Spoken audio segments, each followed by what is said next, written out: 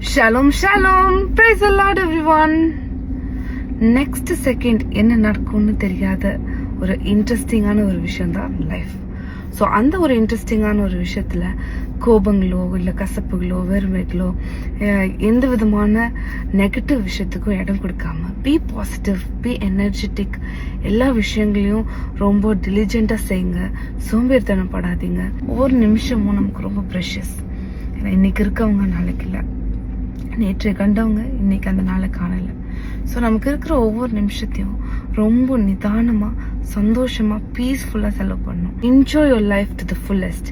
வேதம் சொல்லுது, whatsoever you eat or you drink, do everything for the glory of God சொல்லுது. So நம்ம செய்கிற எல்லா காரியங்களையும் சந்தோஷத்தோட, முழு இருதயத்தோட, ஒரு நிமிஷம் கூட வேஸ்ட் பண்ணாமல் ஹாப்பியாக லைஃப்பை என்ஜாய் பண்ணுங்கள். நீங்கள் செய்கிற எல்லா காரியங்களையும் தேவனுக்கு முதலாவது கணத்தையும் அவருக்கு அந்த பாக்கியமையும் கொடுங்க. கர்த்தர் உங்களில் பிரியப்பட்டு நீங்கள் செய்கிற எல்லா காரியங்களையும் அவர் ஆசீர்வதிப்பார். God bless you.